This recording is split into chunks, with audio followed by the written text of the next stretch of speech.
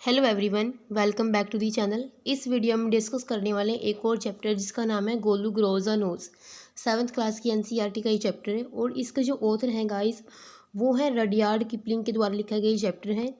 और इस चैप्टर में क्या देखते हैं कि बहुत टाइम पहले जो कुछ एक ऐसा टाइम था जब जो एलिफेंट होते थे उनकी सूंड नहीं हुआ करती थी। यहाँ पे जो ये चैप्टर है इसमें क्या देखते हैं, गोलू नाम का एक एलिफेंट होता है और इसकी भी एक छोटी सी ना नोज़ होती है, फूली हुई नोज़ होती है उसकी भी। और इसके बारे में वो सदा क्वेश्चन पूछना रहता है और वह मगरमच्छ से उसकी भोजन की आदतों के बारे में जानने के लिए लिम्पोपो रिवर पर चला जाता है। इस चैप्टर में ये कुछ हिंट आई है, इसके चारों ओर ये जो पूरी स्टोरी है वो घूमती है। तो चलती हैं। वो टाइम पहले की बात है जब हाथी का सूंड नहीं हुआ करता था, बस उसकी एक फूली हुई जितना जूता होता है उतनी एक सूंड हुआ करती थी। यहाँ पे आप इस पिक्चर में देख सकते हो, सिर्फ जूते के आकार जितनी उसकी नोज़ हुआ करती थी, फूली हुई सी, जिसको सिर्फ इधर उधर हिला सकता था, कोई चीज़ें उससे उठा नहीं सकता था। गोलू नाम का एक हाथी का बच्चा होता है जिसकी भी कोई सूंड नहीं होती, बस एक फूली हुई नाक होती है और वो जूते जितनी छोटी होती है। गोलू उसके बारे में काफ़ी सारे क्वेश्चन पूछता रहता है। एक बार वो जिसकी चाची है लंबी शुतुरमुर्ग से पूछता है, लंबी चाची शुतुरमुर्ग से पूछता है क्या आप दूसरे पक्षियों की तरह उड़ती क्यों नहीं हो। फिर वो अपने चाचा जिराफ से पूछता है कि आपकी चमड़ी है जो इतनी धब्बेदार क्यों है। और फिर अपने विशाल चाचा दरियाई घोड़े से पूछता है कि आपकी जो आंखें हैं वो सदा इतनी लाल क्यों रहती हैं। फिर अपने जो चाचा लंगूर है उससे पूछता है, लंगूर यानी कि जो बंदर होता है उससे पूछता है। लेकिन गोलू के क्वेश्चन का उसके पास कोई आंसर नहीं होता उन सबके पास। फिर सब कहते हैं गोलू एक नटखट बच्चा है, वो ऐसे ही कठिन से कठिन क्वेश्चन पूछता रहता है। एक दिन क्या करता है गोलू, एक जो झाड़ी में छुप के बैठी हुई एक मैना पक्षी होती है उससे पूछता है कि मगरमच्छ रात में क्या खाता है। मैना उससे बोलती है कि जाओ तुम लिम्पोपो रिवर पे उसी से जाकर के पूछ लो। गोलू घर जाता है, 100 गन्ने लेता है, 50 दर्जन केले लेता है, 25 खरबूजे लेता है। 100 गन्ने, 50 दर्जन केले और 25 खरबूजे यानी कि मेलन लेता है। और वो ये बात पता करने के लिए निकल पड़ता है अपने घर से कि जो मगरमच्छ है वो क्या खाता है रात को। अपने घर वालों को अलविदा बोलता है और वो बोलता है कि मैं ऐसे से एक नदी पे जा रहा हूँ और मैं पता करके रहूँगा कि मगरमच्छ रात के खाने में क्या खाता है। उसने कभी भी मगरमच्छ को नहीं देखा था और नहीं वो जानता था कि वो कैसे दिखाई देता है। रास्ते में वो जाता है, उसको मगरमच्छ एक अजगर मिलता है जो कि एक पेड़ पे कुंडली लगाए हुए बैठा होता है। उसको पूछता है कि मगरमच्छ को देखा है कि वह कैसा दिखता है और रात के खाने में क्या खाता है। जो अजगर होता है वो अपनी कुंडली खोल लेता है लेकिन उसको कुछ भी बोलता नहीं है। फिर वो वहाँ से चला जाता है और जैसे वो वहाँ पे जाता है उसको मगरमच्छ मिल जाता है। वो पूछता है कि मगरमच्छ कैसा होता है, कैसा दिखता है।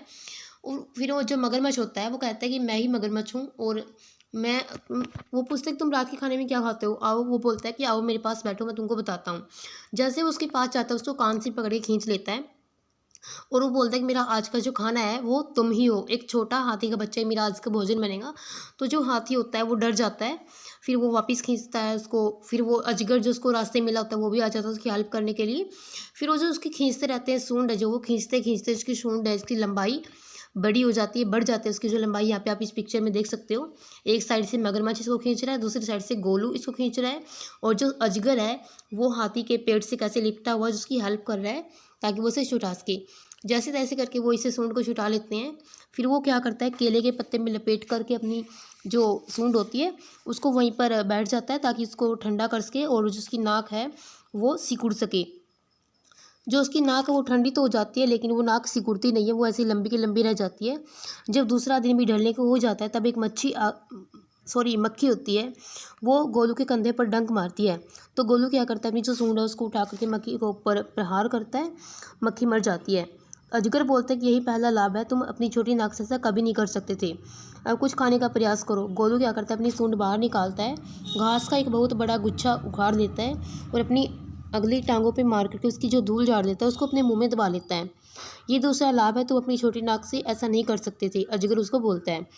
फिर वो बोलता है गोलू होता है ने नदी के किनारे कुछ कीचड़ ऊपर उछाली और अपने सिर पर डाल लिया। अजगर ने फिर से कहा कि ये तुम्हारा तीसरा लाभ है, तुम अपनी छोटी नाक से ये काम नहीं कर सकते थे।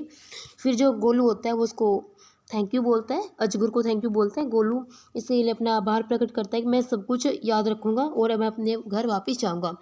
तो इस प्रकार से गाइस ये स्टोरी थी जिसमें गोलू ग्रोज अ नोज, कैसे उसने जो ये नाक उगाई उसने अपनी, कैसे अपनी नाक उसने यानी कि जो लंबी सूंड है उसकी कैसे हुई। पाइथन यहाँ पे अजगर को बोला गया है अजगर को वो थैंक यू बोल के चला जाता है। सो गाइस ये थी स्टोरी जो कि रडियार्ड किपलिंग के द्वारा लिखी गई है। आई होप आपको वीडियो पसंद आई होगी। यदि आपको वीडियो पसंद आती तो वीडियो को लाइक और शेयर करें and also make sure to subscribe our YouTube channel. Bye bye, have a nice day, thanks for watching the video.